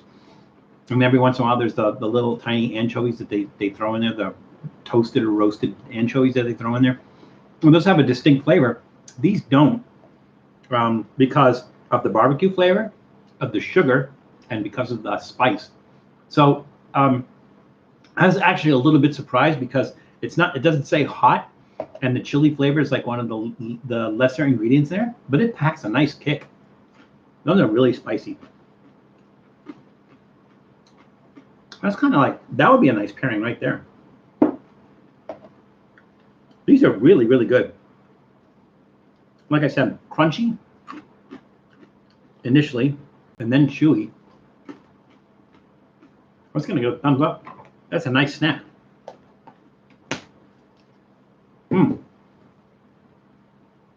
Somehow, between the smell of durian and the smell of fish, I'm surprised Claudia's not closing the doors, but oh my God, the girls are watching you beside me. Each device is a second off from the other, so it's like there's a round or three-way echo. It's like 3D. 3D trip-free food.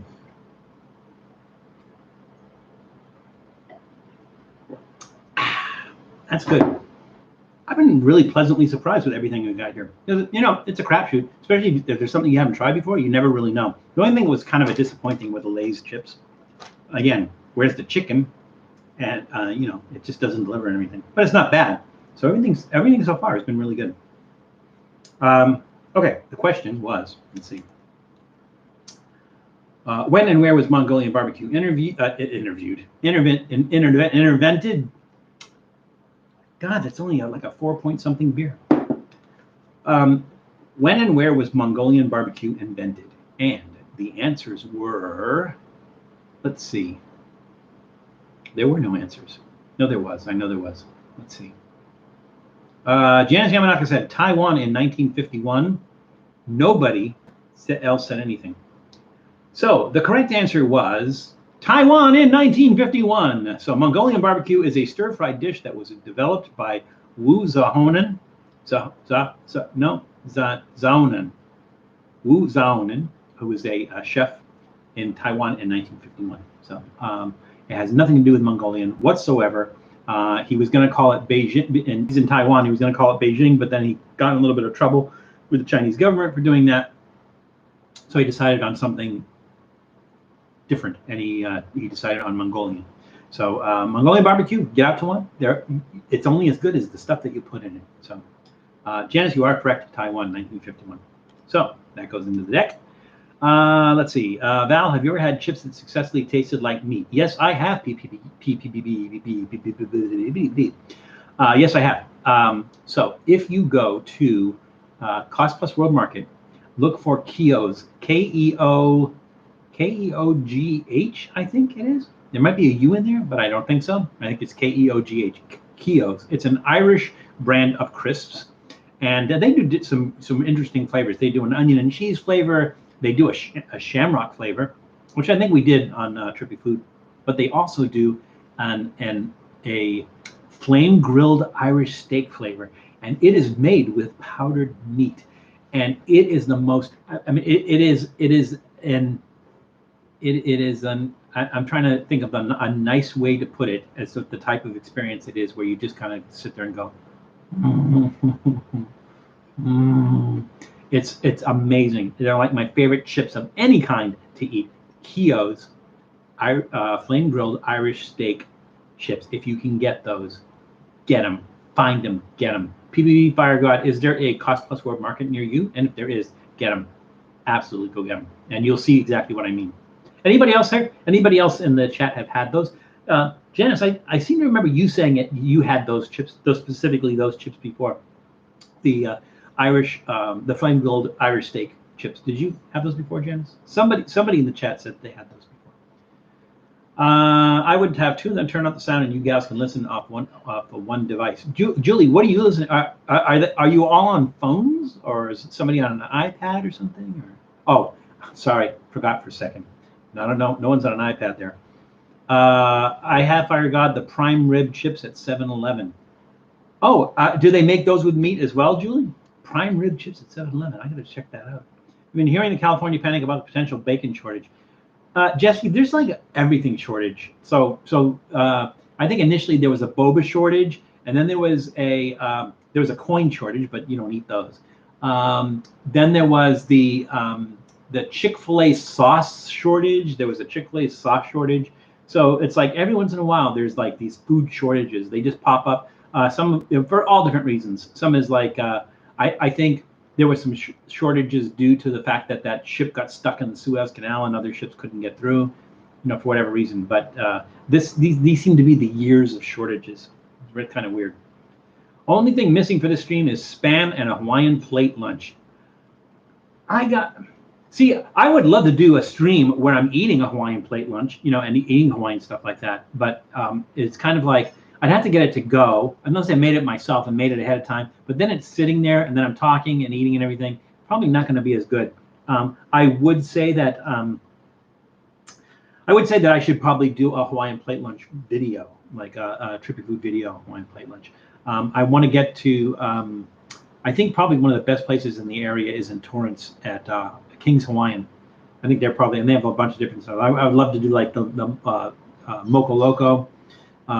There's a place in Beaverton, Oregon called Roxy's, and they do a gravy burger.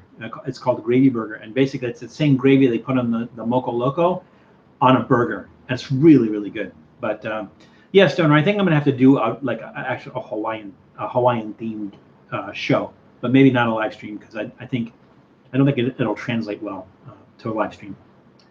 Val, what is the worst chips you ever ate? The worst chips. The worst chips. Probably just like the average garden variety Flamin' Hot chips, because I don't like Flamin' Hot, and then it's just chips at the end of the day. So probably just regular Flamin' Hot chips. Probably the worst chips that I've eaten. Yes, we had them on the same stream. Oh, okay. Jesse Torres, the bacon shortage is because of the California law on the treatment of pigs. Oh yeah, California is strict on everything. That's why it's the only state where they banned foie gras. It's the only state where they banned shark's fin soup. They have a permanent ban on horse meat or anything like horse meat. So zebra, donkey, mule, it all counts. You can't sell it, you can't buy it, you can't serve it, you can't eat it. In the state of California. California is very strict in as far as food goes, especially about treatment. So I have not heard about a California law about treatment of pigs, but it does not surprise me whatsoever. You should try Matiki Island Barbecue. Oh, where are they, Janice? I would definitely do that. Maybe you can join me there. You should send your daughter out to Hawaii with you so we can do a proper Hawaii episode. I should. Speaking of Hawaiian, I learned that my favorite restaurant on the North Shore, the Grass Skirt, has closed permanently. COVID sucks. COVID does suck. The problem is, it's like there's one restaurant here I think in Orange County, and they just announced that they will not let anybody in the restaurant unless they can prove they have not been vaccinated. That is like that makes that restaurant into a petri dish. That is like completely irresponsible. Conversely, there's a restaurant in New York that said they will not let anybody in unless they can prove that they've been vaccinated. Part of the reason is they're worried about their staff, right? People come in outside, they don't have to prove they're vaccinated, and they give COVID to their staff. Now, I think they have anybody who works there has to prove that they're vaccinated as well. You have to have a vaccination to work there. But the thing is, if you have people coming in that have COVID, and you have staff that's been vaccinated, they will give COVID to the staff that's been vaccinated, and they will make asymptomatic carriers out of those people. So those people will go out into the world and spread the virus to people who have not been vaccinated. And so it's just a crazy, selfish, reckless thing to do. And unfortunately, that a lot of restaurants are having problems because they can't. People are complaining whenever they try to set up procedures and safeguards against COVID. So, we're just crazy people right now. We're all crazy people. Speaking of wine, I learned that my favorite restaurant on the North Shore. Oh, okay, we already did that. They are near Noggles. Oh, I have to check that. I will check that out. I will let you know when I'm going to check that out as well. COVID does suck. Yes, Bunnix, aka Chloe, it does suck. Well, Julie, she's right. How do you prove that you haven't been vaccinated? Yeah, I don't know. That's just their thing. That's what they said. So. Anyway, snacks. So our next snack is going to be more fish because you cannot have enough fish. These are our Happy Party is the company, and Happy Party is from, where is Happy Party from? Happy Party is from, this is a product of China. And these are Chinese sauerkraut fingerlings. And again, they're anchovies. They don't say they're anchovies. They don't look like anchovies. They almost look like bass or something, but they are anchovies. We have 3 doses. No, that's salmon. We have 3 doses of fish today. So these are dried fish, spicy Chinese sauerkraut fingerlings. I'm excited about this. So let's read a card. I would like to see how these people react to us. Hospital workers didn't need vaccines and wear masks. Yeah, it's crazy, Jesse. It's just totally crazy. Sucks we just moved down to downtown. We have bars, restaurants on the main floor of my apartment, and there are 2 that closed and a few that were supposed to be built but halted. Got to get our stuff together. Family channel, grandkids out there. All right, time to read a card. Here's a good one. On this card that I'm about to read, what is the main difference between Biltong and Jerky? Again, the question: what is the main difference between Biltong and Jerky? There's several differences. Pick one. The main difference between Biltong and Jerky. That goes over here somewhere on the stove. I can't even see it anymore. And let's go ahead and open our Happy Party Chinese sauerkraut fingerlings and see if we're going to have a happy party.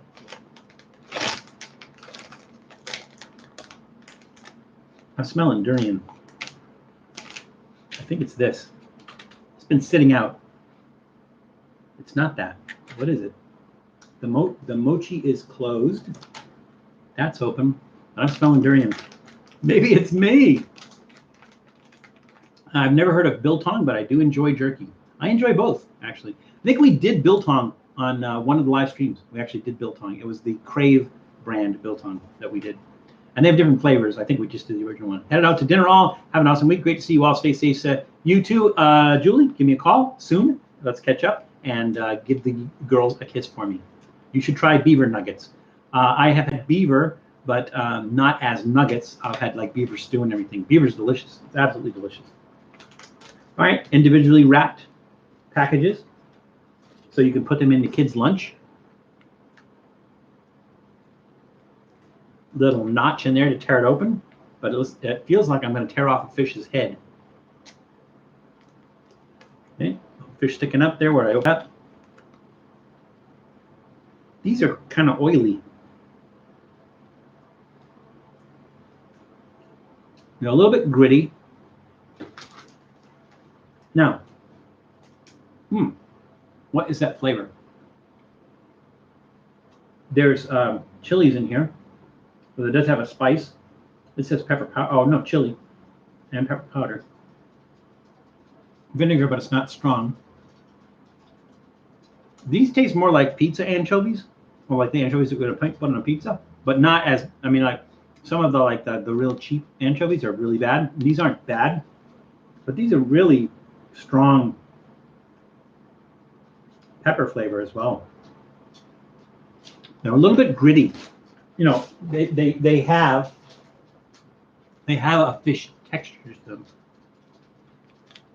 Texture. Jesse, I'm a hospital worker, and as long as we are on the hospital campus, we have to wear a mask and have to get vaccinated. Damn straight.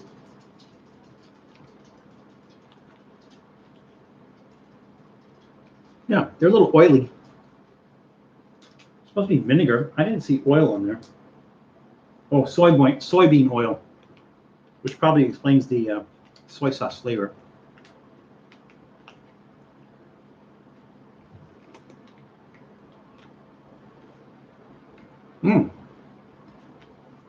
Those are good.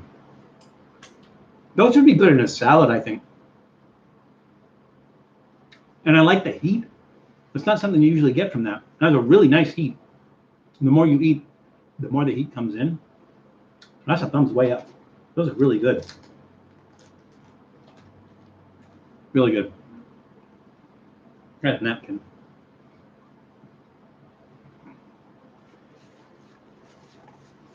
Enjoy your dinner, Julie. Love you. That's really good. Everything's been good today.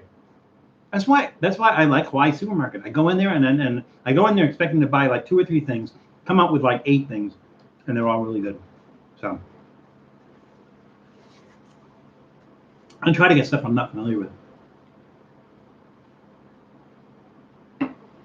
I like the beer, but I'm doing some of the iced tea because I don't like to waste it. I opened that iced tea and I poured the whole thing in there, so I'm gonna drink that. Hey, Chris, good to see you in the room, man. You've been kind of learning. It sounds like a whole family's on now. So thanks, Chris. You have a good dinner. Have something very Italian for me, and hopefully we'll see you soon. Bye, Chris. All right. So we did the card. We did not answer the question. Well, you answered the question. I didn't answer the question. So the question was, what is the main difference between biltong and jerky? And let's see. Do we have any answers? There's chicken piccata, beaver nuggets, vaccination. I'm trying to find. I know Janice answered that question. Oh, yes. Janice says biltong is air dried as a whole piece, then sliced. Jerky is sliced into strips before the cooking and drying process. So Janice is correct. Typically, biltong is dried as a bigger piece. Jerky is thinly sliced before it is dried. So that is correct. The main thing is biltong is preserved with vinegar, whereas jerky is not. Also, biltong is not smoked, whereas jerky is, and jerky commonly has sugar added. So any one of those things would have sufficed. Biltong has a really nice taste. I suggest that you go ahead and try it. I know that we did it on one of the Trippy Food live streams. So go out and try some biltong if you can find it. Where have I seen biltong? I've seen it at Costco's World Market. I've seen it at Hawaii Supermarket had some. I actually bought some, but you can only have so many snacks per live stream. I'm staying for as long as I can. Well, you do that, but know that we miss you and that we will see you soon. Okay, so that was that question. Back in the deck, and then it looks like we got one snack left. We have our Chinese. It says Chinese brand. It's not Chinese brand. It is DC China Meat brand. Hot fruit flavored beef jerky, product of USA. Now, when I was buying this in the Hawaii Supermarket, the woman says, "Oh, you know how to cook?" And I'm looking at this, going like, "You're not supposed to cook beef jerky." So maybe she knows something I don't. Maybe you are supposed to cook this somehow. But she said, "Do you know how to cook?" And I'm like, "This beef jerky. I think you just eat it as is. I don't see anything on here that says you have to cook it or that you eat it as is. So I think you just eat it as is." That's what I think. So that's what we're going to do. We're just going to eat it as is. Beef jerky, hot fruit flavored. Does it say what kind of fruit? Let's see. Beef fruit punch concentrate. Fruit punch. That's different. Pineapple juice concentrate. Orange juice concentrate. Lemon juice concentrate. I'm having a hard time concentrating. See, any other fruits mentioned? Nope. Oh, orange oil. It's gonna have an orangey taste, I think.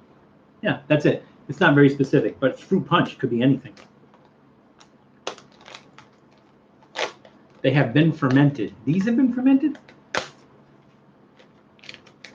Card! Oh my God. I did not answer a card. I didn't.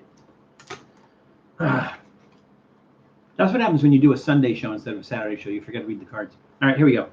The question was, where was Greek pizza invented? Once again, the question, where was Greek pizza invented? That goes in the back burner there. And now let's eat some of our beef jerky. Ooh, that's a weird color. But you know what? It is, I mean, if you think about it, it is fruit flavored. I mean, fruit punch color. It is an odd color.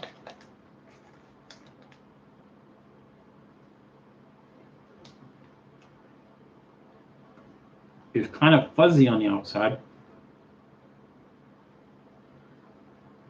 Now, the texture of this jerky is kind of woody and fibrous. Which isn't a bad thing. You have different different textures of beef jerky. Like you have the, is it the Jack Links, the nugget ones? And they're kind of soft and chewy. But these have more fiber in them and more like woody or pulpy. They require more chewing, but they're also not like hard, where you have to like pull it apart with your teeth.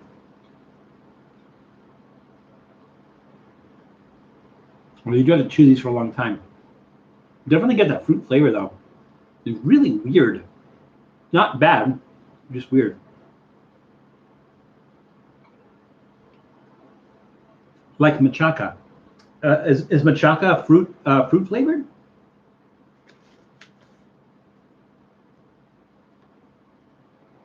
Wow. It does taste like, I mean, it does taste like a fruit punch. It's like sangria without the wine. Machaca texture. No. Because machaca is almost like carnitas, right? It has that kind of like stringy kind of texture. This is chewier.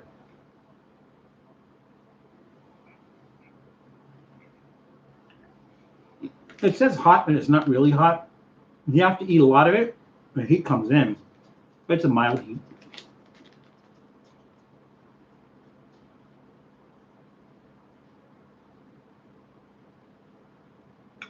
Those are really interesting. I never, ever would have put a fruit flavor with beef jerky. But somehow it works. And the chilies and the heat work with it. So the heat from the chilies, the fruit flavor and the beef flavor, really good. That's going to get a thumbs up from me. Really interesting. I never would have picked that otherwise. So let's go back to our card. And the question was, yes, Jesse, I keep thinking Saturday too, because you know I usually stream on Saturdays. The question was, what is? No, we asked that. Where was Greek pizza invented? It looks like Janice was the only one that answered it, and she said Pizza House in Connecticut. So the correct answer was Pizza House in Connecticut. So Greek pizza was invented by Costa Kitsasis, a Greek from Albania, at his restaurant Pizza House that was located at 86 Truman Street, New London, Connecticut in 1955. Now, because Greek pizza is a New England thing, you're really not going to find Greek pizza out of New England. The main difference between Greek pizza is it's generally smaller. You don't usually find a large size Greek pizza. It's usually about 10 inch pies. They're done in not deep dish, but actually deeper, dishes. Deeper dish. It's not done like flat. It's not done on a stone or anything flat, like Neapolitan pizza or anything. It's done in like a maybe an inch tall. And the other thing is they don't stretch the dough. So they make the dough and they let it sit, but they don't stretch it at all. And so those are the main differences in Greek pizza. I find that also the sauce seems to be sweeter, like they add more sugar to the sauce. And it also seems to be, maybe because it's made in that pan, it seems to be like a uniform size. But those are the differences. Then, and that's a Greek pizza is something you're only going to find in New England. You're usually not going to find it outside of there. If you're wondering, if you happen to be in the New England area and then some parts of Eastern New York, you happen to be in that area and you're looking for a place that serves Greek pizza because you're curious of what Greek pizza looks like, look for any place that's called House of Pizza. So, which is funny because the original one was called Pizza House, but they're usually called like Town House of Pizza, City House of Pizza, Bob's House of Pizza, Nick's House of Pizza. Typically anything called House of Pizza is going to be Greek pizza. So that's a little tip off for you. If you're ever in New England and you want to check out a Greek pizza and see what a Greek pizza tastes like, look for something called, anything called House of Pizza. It's going to be Greek pizza. Have you ever had white clam pizza?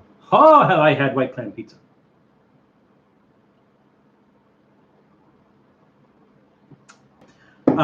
So I have had white clam pizza at the place where they invented white clam pizza, which is Frank Pepe's. Frank Pepe. I don't think they put the apostrophe S in there. Frank Pepe in New Haven, Connecticut. So what happened was Frank Pepe used to shuck. He used to get these clams out in the flats, which are kind of behind where the restaurant is, and he used to shuck the clams and sell them. And then eventually he just decided, I think I'm going to put these on the pizza. So it's a white pizza because it doesn't have red sauce on it. And they put these clams on the pizza, and oh my God, it is amazing. So if you Stoner, if you check it out, probably I think it was last year. It might have been last year, it might have been the year before. We did a Trippy Food episode at Frank Pepe, and we did white clam pizza. So check that out. It was astounding, amazing, terrific. And I see that John and or Jody wisely have entered the room. Still have 15 minutes left, so we got plenty of time. It is good to see you, John and or Jody. Wander Wisely in the room. If you have not checked out their channel, please do so. They have a great travel and sometimes food channel as well. So Wander Wisely is the name of their channel. Definitely check them out. All right, so we have eaten all the snacks. We've drank all the beverages. We combined the beverages together. Probably a stupid thing to do in this particular case, but we did it anyways. Now it is time for us to assemble a Frankenstein food thing. So I'm going to take our mixed nut mooncake and cut a slice of that.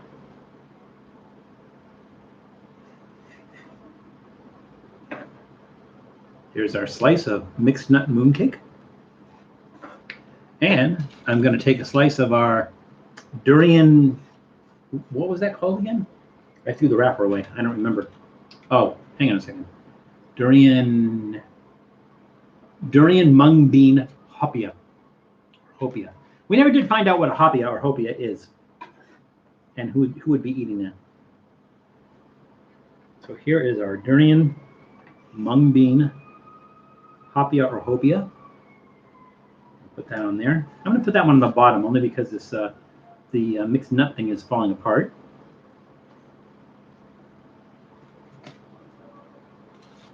Let's see, Durian Mochi.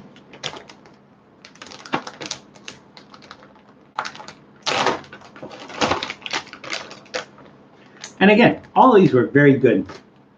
I don't know if they're going to be very good putting them all together though.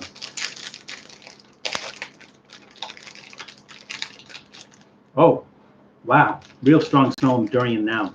They've been sitting there, maybe in the heat. Such a strong smell of durian that it brought Doodle into the room. So we have a durian mochi. Let's put that on top. Oh, I'd hate for this one to go to waste.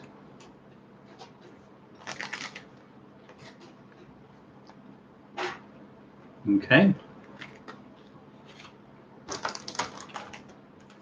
Our Mexican chicken tomato flavored chips from Lay's in China. I have a feeling that one's going to throw everything off. Well, there's a piece that will look like it was made for it. This is what we're looking at so far. All right, now we have our fish. So we have our hot fruit flavored beef jerky. Let's put that's a nice piece. We have our Chinese sauerkraut fingerlings in our kids snack pack. And again, These are like hardcore anchovy. There we go. I don't know how I'm going to get my mouth open. I know you guys, you think I have a big mouth. Val, would sardines and enchiladas be good? That'd be different. Won't know if it'd be good until you try them. Why don't you try them? Why don't you try to make hey, we're still waiting for your channel. When are you going to start posting some videos on your channel, John? We're still waiting. I think it would be good, though. All right, our salted egg salmon skin. See if we have a nice piece that just lay nicely on top of that. That's as good as any. Is that everything? No, it is not everything. We have our fried seasoned anchovy with barbecue flavor. See, here's the problem when you do 8 snacks instead of 4 snacks of assembling this all together. But I think we can do it. I think we can pull this off. All right. Do I have a dish or something? I have a napkin. Use a napkin. And try to do this without falling apart. All right, there we go. Our entire live stream in a nutshell. In a mixed nutshell. Lost an anchovy there. All right, let's give this a try. Here we go. Oh, this is going to be tough.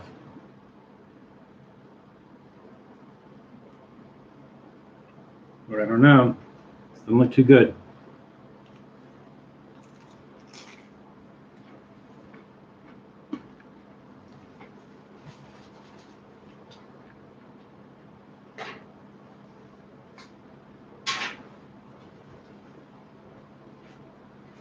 So many flavors.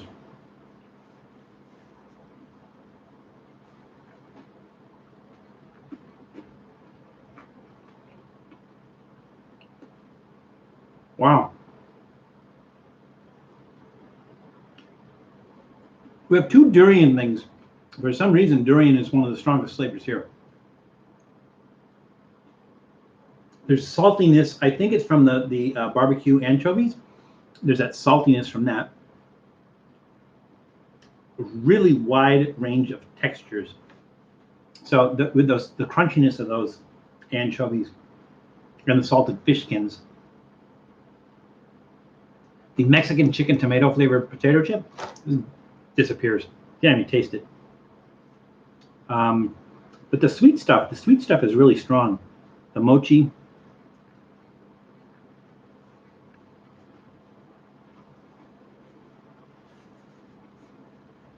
The moon cake, really strong.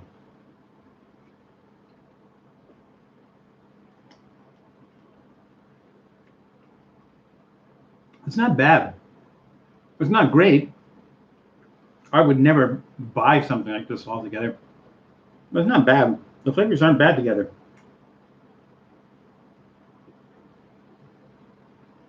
John, send me an email and let me know what problem you're having, and I'll see if I can help you. I think you mean your videos aren't uploading properly.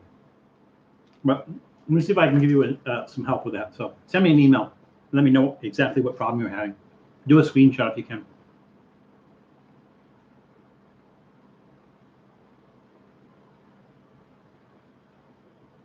I'm going to give it a thumbs in the middle. It doesn't suck. But all those flavors don't really belong together, and some of them just overpower everything else. The durian flavor, I think it's the Durian Mochi, seems to be stronger than everything else. But then you just get that saltiness come in. A little bit of the spiciness, but not much of it. The potato chip disappears. Yeah, again, it's not terrible, but it's not something I would want to even do a second time. It was pretty good. Thumbs in the middle on that one. I'm eating all the crumbs.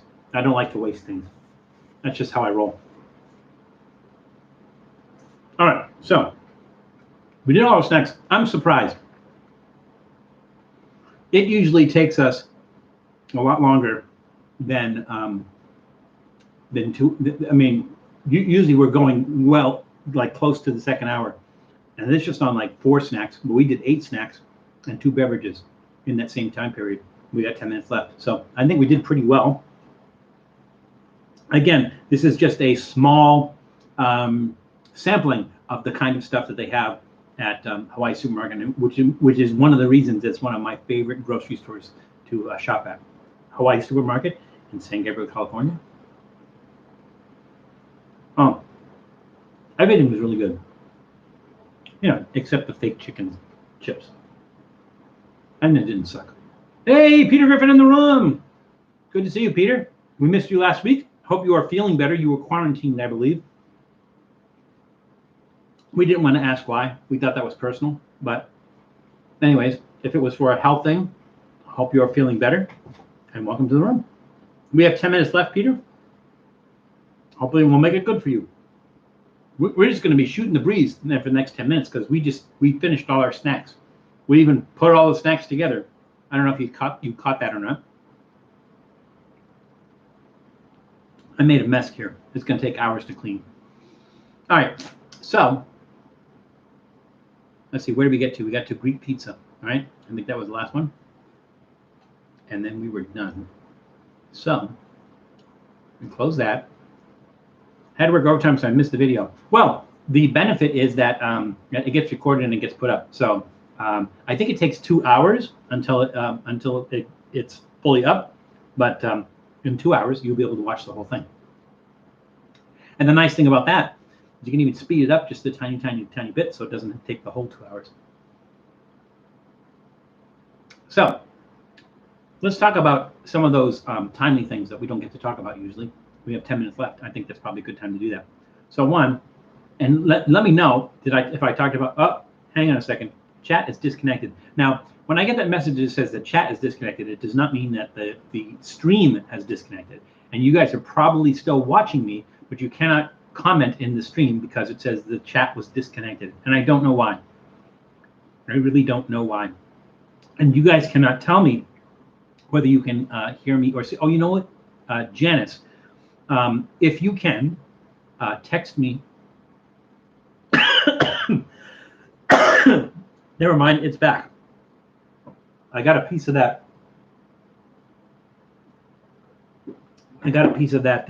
Mixed nut mooncake was dry in my throat. I can see and hear you. Thank you. Good to know. So again, tell me if we already discussed this.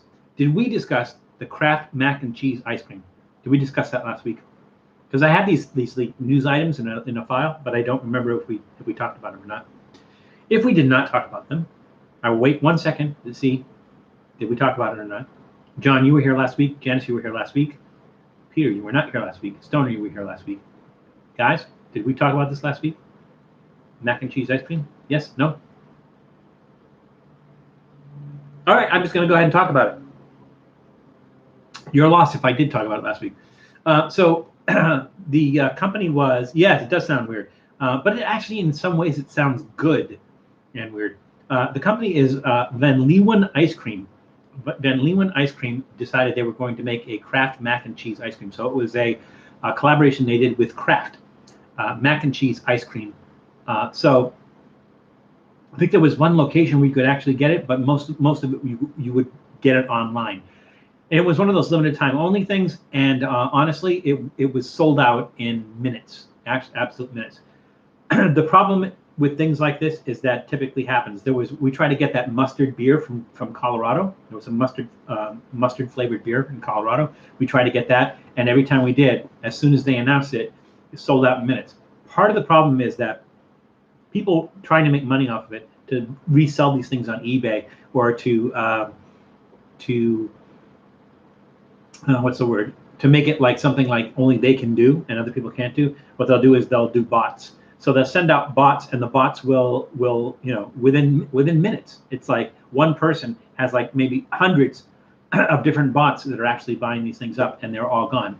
And so you would think that by now these companies would say, to avoid that, we're going to do like a, I don't know how they would do it. I don't know how they would do it to avoid the bots and avoid this thing selling out in minutes. They just don't seem to provide enough of them. But hopefully that will come. I would actually try it. It doesn't actually sound that crazy. I mean, the stuff that's in cheese is made with milk. There's milk and ice cream. You know, honestly, the mac is the weird thing, but it's just a, you know, a wheat product. And in an ice cream, it's probably not that big a deal. So I would think the mac and cheese would taste really interesting. Now, if you have a home ice cream maker, you could probably make something like this. One of the things that I would probably tell you to do is when you're putting the cream in there to mix that. This Kraft macaroni and cheese is made with that powder, that cheese powder. You just put that cheese powder in the milk that you're using to make the ice cream and blend that in there. And then maybe chop up the mac. You cook the macaroni and cheese, chop it up, put that in the ice cream, and I think that would probably be the equivalent of it. But it's just disappointing that when these companies do something like this, they don't try to make sure that it's open to everybody and everybody has a chance to get some of it. And so I just wanted to share that with you. There's a recipe online for the mac and cheese ice cream. Yeah, Janice, it doesn't really seem like it would be that difficult to make if you have an ice cream maker. That's the hard part. The hard part is having an ice cream maker. I would definitely try it. I'm not surprised, John. I would definitely try it too. But unfortunately, you can't get it from there. So I think you're going to be kind of have to use the recipe. Janice, do you know if Kraft did the recipe? Do you know if Kraft were the ones that did the recipe for the mac and cheese ice cream, assuming that people weren't going to get a chance to get it? Do you know if that's the case? And again, very disappointing. I don't know if you can still go out and see where it was, but the website was vanleeuwenicecream.com. It's VANLEEUWEN ice cream, all one word, .com. Check it out. One of the other things in the news that I thought was pretty funny is Campbell Soup. Campbell Soup just announced that their Campbell Soup cans are going to have their first redesign in 50 years. Now, here's what I find funny about this, and I will put the link up there for you. This is from a CNN article talking about Campbell Soup cans getting their first redesign in 50 years. I'm looking at the old design, and I'm looking at the new design, and I'm like, that's your new design? Oh, we're using a slightly different font. The word Campbell's doesn't have a shadow behind it. We have a fleur-de-lis on either side of the word soup. If you look at the can, look at on the link that I just provided you. Go out there, look at the can, look at the current can and the future can. Look at that and tell me honestly, if you were in the grocery store and you looked at that, you go like, oh, Campbell's has a new label. So I don't know what, because they said they're trying to market to a new audience. I have no idea why they think this will appeal to a new audience. The fact that they've changed the logo, the font, changed the logo by taking the shadow out of it. I have no idea why they think this is going to attract new people on it. It basically looks the same. So you guys look at it and you tell me that's the way it is. But I thought it was just kind of bizarre looking at the old can and looking at the new can and going like, nobody's going to notice that. Nobody's going to notice that you changed the can. It's not that big a notice. Another thing, and this one's a little bit older, I think. This was from several months ago, but we never got a chance to talk about it. Is Nestle's is doing a vegan, or is doing? They have a vegan Kitkat, strictly a vegan Kitkat. Now, I would think that part of what makes it vegan is there's no milk chocolate. So there's no milk in the chocolate. I don't know what else would be in it that would make it vegan. Let's see if that article is still valid and it still talks about where it was available, because I think it was like going to be Japan or something like that. The non-dairy version of the popular candy bar called KitKat V. The Swiss company is jumping on the plant-based alternative food trend. KitKat V ditches dairy milk, which is used in its regular Kit Kats, for a rice-based alternative. Probably it tastes good. Probably tastes fine. New bar will start going on sale later this year across several countries at select retailers before expanding worldwide. So my guess is we haven't seen it yet. Again, this was like several months ago. So my guess is we haven't seen it yet. Has anybody seen this? Has anybody seen a vegan Kit Kat in the store? For some reason, I think the United States is not one of their main markets. Like Japan is probably one of their main markets. Singapore, I think, is probably one of their main markets. I think for Kit Kats, we tend have a tendency to get those afterwards. But I don't know. Have you guys seen them anywhere else? Grub Warp, hey, good to see you. You know we have a minute left. We have a minute left. I would love to extend the show for you, but I've run out of food because we've pretty much finished everything. But always good to see you. You were never too late. You were always welcome here. Did I say Grub Wrap? It's Grub Warp, and I don't remember if I said Grub Wrap or not. Anyways, so vegan KitKats. So if you guys see them out there, if you guys hear that they're available in the U.S., let us know, and we'll get them and we'll try them. I'll bet you they taste good. I mean, rice milk is okay anyways, and Nestle's not as bad. Their chocolate's not as bad as Hershey's chocolate. Hershey's chocolate has that puke taste that everybody talks about. I will be earlier next time. Okay, just a reminder for everybody, because we're at 3 o'clock right now anyways, and so I can tell. I need to get a clock on the wall, so when I say I can see by the clock on the wall, I can actually see by the clock on the wall. But it is 3 o'clock, so it is. We are nearing the end, and I'm so glad we had this time together. But again, just a friendly reminder, we are moving to Sunday again next week. I don't know how many weeks we'll be doing that, but probably not a lot. But just want to remind everybody, we won't be live streaming next Saturday. We will be live streaming next Sunday. So look forward to seeing you all there. We had a smaller crowd today, I think, than we typically do, but we always have a lively crowd and great camaraderie in our little community here on the Trippy Food live stream, and I'm glad you all could join it. Like I said, I did go a little bit overboard at Hawaii Supermarket, but I don't regret it because everything tasted really, really good. So again, thank you for taking part of your weekend to spend with us.